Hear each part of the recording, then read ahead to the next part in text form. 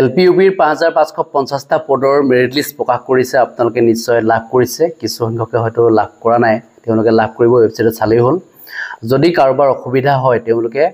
মোক জনাব WhatsApp নম্বৰত মেছেজ কৰিলে মই তেওঁলোকক দি দিম কোন কেইখন জিলাৰ লাগে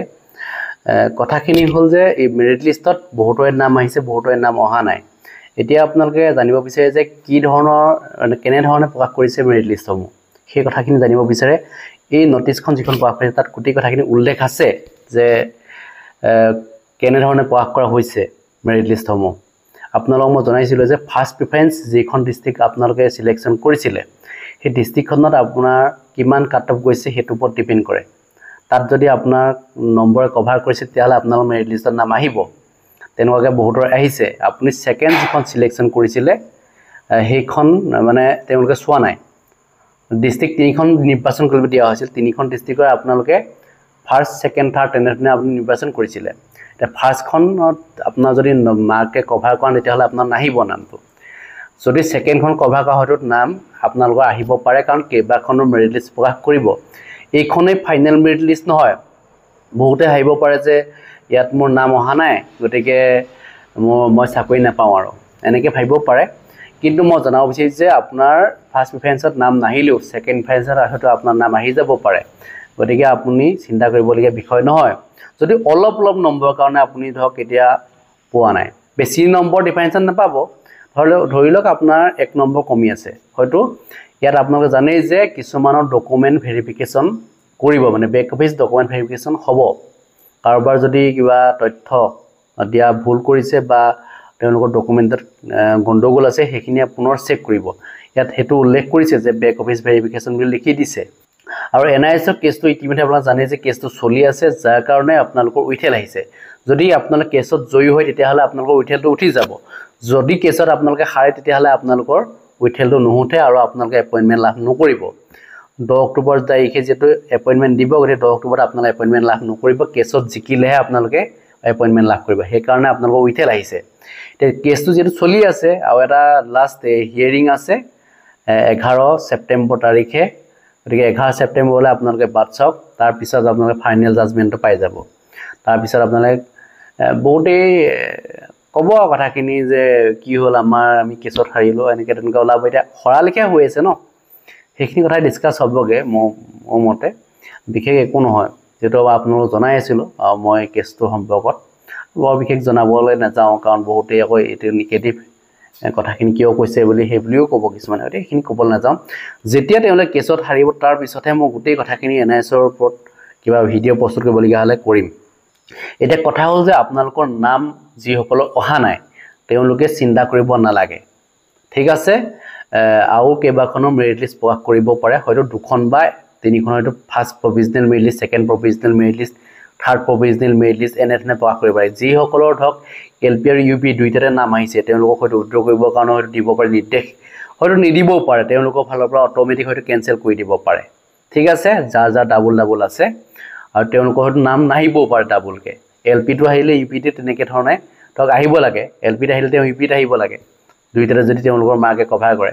যদি কাৰোবাৰ নাহে এলপি আহিছে ইউপি তে অহা নাই তেওঁলোকক কেনসেল কৰি দিছে তেনেকুৱা হ'ব গতিকে যদি কৰা নাই তেতিয়া হলে তেওঁলোকে উইথড্ৰ কৰিব দিব যদি উইথড্ৰ আপুনি নকৰে তেতিয়া হলে অটোমেটিক কেনসেল কৰি দিব এনেকুৱা ধৰণৰ হ'ব আৰু যাৰ ফলত অলপ কাট অফ কমি যাব বিশেষকৈ এলপিত কমিব কাট অফ ইউপিত কাট অফ নকমিব কাৰণ ইউপিত কাট অফ অলপ আহিব আৰু মই যি ধৰণে আপোনালোক কাট অফ দিছিলো আপোনালোকে চাব পাৰে আগৰ এটা ভিডিঅ'ত মই জনাইছিলো এটো দিন হ'ল তাত কেনেকুৱা ধৰণৰ কাট অফ আহিব মই জনাইছিলো কিমান মাৰ্কছলৈকে আশা কৰিব পাৰে আপোনালোকে দুখনমান জিলাৰ দিছিলো আৰু সেই মতে আপোনালোকে মিলিছে না চাব আৰু বাকি বিলাকৰ দিবলৈ নহলে তেনে ধৰণে আৰু মই জনাব বিচাৰিছো যে আপোনালোকে যি সকলৰ ধৰক এটা মেৰিট লিষ্টৰ নাম অহা নাই তেওঁলোকে চিন্তা কৰিব এই কাৰণে নালাগে কাৰণ ইতিমধ্যে 4500 পদৰ মেৰিট লিষ্টত ইয়াতকে কাট অফ কম যাব হয়তো বহুতে হাইব পাৰে যে কাট অফ কিয় কম যাব তাতটো নতুন প্ৰাৰ্থী বহুত সোমাইছিলে কেবাটাও যেটো টেট পৰীক্ষা অনুষ্ঠিত হৈছিলে আপোনালোকে জানে যে 3টা টেট পৰীক্ষা হৈ গৈছে আকৌ মানে সিটেট 3টাৰ পিছতহে যেটো তেওঁলোকে এপ্লাই কৰিব পাৰিছিল হেতু আপোনালোকে জানে গতিকে যাৰ ফলত আপোনালোকে হাইব পাৰে যে কাট অফ অলপ বেছিও যাব পাৰে এনেকুৱা বেছি নাযায় কিন্তু এই প্ৰাৰ্থীসকলে যেটো তাত আবেদন কৰিছিলে যদিও তেওঁলোকক অলৰেডি কেনসেল কৰি দিব শিক্ষামন্ত্ৰী মহোদয়ে জনাইছে যাৰ কাৰণে অলপ কাট অফ কম যোৱাৰ সম্ভাৱনা আছে সেইখিনি প্ৰাৰ্থী গুচি গ'লে হয়তো নতুন প্ৰাৰ্থী আহিব কিন্তু ইমান প্ৰাৰ্থী নোহোমায় নতুনকৈ ডিএলএড বা বিএড প্ৰাৰ্থী কিমান থাকিবনো একেখিনি মানুহে পাছ হৈ থাকে আৰু একেখিনি মানুহে এপ্লাই কৰে সেই কথাখিনি শিক্ষামন্ত্ৰী মহোদয়ে জনাইছে গতিকে একেখিনি মানুহে যেতিয়া আবেদন কৰিছে এলপি আৰু ইউপিত 4500 এপ্লাই কৰিছে 5550টা পদত এপ্লাই কৰিছে গতিকে 5550টা পদত যেটো আপোনালোকে জানেই যে কাট অফ কিহলৈকে নামিছে একেবাৰে ধৰক 58 57 এনেকুৱালৈকে কাট অফ নামিছে ওবিসি এসটি এসটি ক্যাটাগৰীৰ কাৰণে আৰু ইউআৰটো কমিছে অলপ কাট অফ কিছুমান ডিস্ট্ৰিক্টত আপোনালোকে চাব বহুত কেবাখন ডিস্ট্ৰিক্টত কমিছে এনে ধৰণে গতিকে যদিহে 56 55 ইয়ালৈকে যদি আহি যায় তেতিয়াহ'লে 4500 কিমান কমিব পাৰে ভাবিছক আপোনালোকে মানে 53 52 মানলৈকে আহি যাব পাৰে ক'ব নোৱাৰি মানে যেটো আপোনালোকে জানে যে এডিআইটো বহুখিনি পাৰ্টি গুচি যাব আৰু ইফালে বিটিআৰটো গুচি যাব অলপ ক্যান্ডিডেট তেনেকৈ কিছুমান হয়তো নলবও পাৰে এতিয়া এনেকুৱা কিছুমান হেৰি থাকিব আৰু কথা হ'ল যে টেট কাম ৰিক্ৰুটমেণ্টৰ বহুখিনি পাৰ্টি গুচি যাব এনেকৈ কাট অফ অলপ কম যোৱাৰ সম্ভাৱনা আছে গতিকে যিসকল টেট পাছ কৰি আছে প্ৰায়বিলাকে চাকৰি লাভ কৰিব চিন্তা কৰিব নালাগে মন বেয়া কৰিব নালাগে এতিয়া মই যিকেইখন জিলা ইতিমধ্যে মেৰিট লিষ্ট পাব্লিছ কৰিছে সেইখিনি দেখাই দিব বিচাৰিছোঁ কিন্তু চাব পাৰে আপোনালোকে বৰ বিশেষ ইয়াত বহলাই নকওঁ এখন মই ধুবুৰী জিলাখনে লৈছোঁ ধুবুৰী জিলাত আপোনালোকে চাব পাৰে কিমান কাট অফ গৈছে একচুৱেলি মানে এইখিনি বহুত ডিছকাছ কৰি লাভ নাই মানে কি আপোনালোকে চাব পাৰিবই আপোনালোকে প্ৰত্যেককে চালেহে ওলাব আপোনাৰ নামটো আহিছে নে আপুনি চেক কৰিব আৰু আপোনাৰ মাৰ্কছ সকলোখিনি ঠিকে আছে নাই যে আপুনি যেনে ধৰণে সাবমিট কৰিছিল সেইখিনি আহিছে নাই হেতু চেক কৰিব ভালকে যদি কিবা গণ্ডগোল থাকিলে জনাব আপোনালোকে তাৰ কাৰণে অভিযোগ দিব পাৰিব ডিডব্লিউ যিখন নোটিছ আহিছিল অফিচিয়েল নোটিছ তাতে উল্লেখ কৰিছে কাৰোবাৰ যদি কিবা কাৰণ নামটো থাকি গৈছে কাট অফ হৈ ধৰক এতিয়া যিমান গুচি গৈছে তাতকে তেওঁৰ নম্বৰ বেছি আছিল তেওঁৰ নামটো নাহিলে কিয় নাহিলে হেতু অভিযোগ আপোনালোকে দিব পাৰিব আৰু দ্বিতীয় কথা হৈছে যে আপোনালোকৰ ধৰক কাৰোবাৰ নাম ভুল হৈ আহিছে সেই নামটো ভুল হৈ থাকিলে আপুনি সেইখিনি কথাখিনি জনাব পাৰিব কাৰণ এপইণ্টমেণ্ট ভুলকৈ আহিব আপোনাৰ নাম ভুল আহিলে বা কিবা ভুল হৈ আহিছে যদি আপুনি চাব ভালকৈ আপোনাৰ নামটো দেউতাৰ নাম চাব গোটেইখিনি মিলাই মিলি চাব আপোনালোকে গতিকে কথা হ'ল যে যাৰ কিবা অসুবিধা আছে কিবা জানিবলগীয়া আছে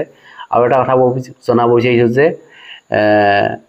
WR মানে ইয়াত হেতু বুজি হয়তো বহুতে নাপাব পাৰে WR মানে হ'ল ওমেন ৰিজাৰ্ভেশ্যন পোষ্টটো যেটো আছে সেইখিনি দিছে তেনে ধৰণে আৰু লগতে ইয়াত আৰু এটা কথা জানিব বিচাৰিছোঁ ইয়াত লিখিছে ফিজিকেল ডকুমেণ্ট ভেৰিফিকেশ্যন মানে PDV লিখিছে PDV মানে ফিজিকেল ডকুমেণ্ট ভেৰিফিকেশ্যন গতিকে আপুনি ফিজিকেল ডকুমেণ্ট ভেৰিফিকেশ্যন আপোনাক মাতিব পাৰে হেতু ইয়াত উল্লেখ কৰিছে কাৰোবাৰ নামৰ কাষত আহিছে ৰিমাৰ্কছত মানে সেই কথাখিনি আপুনি জনাটো দৰকাৰ মাতিব আপোনালোকক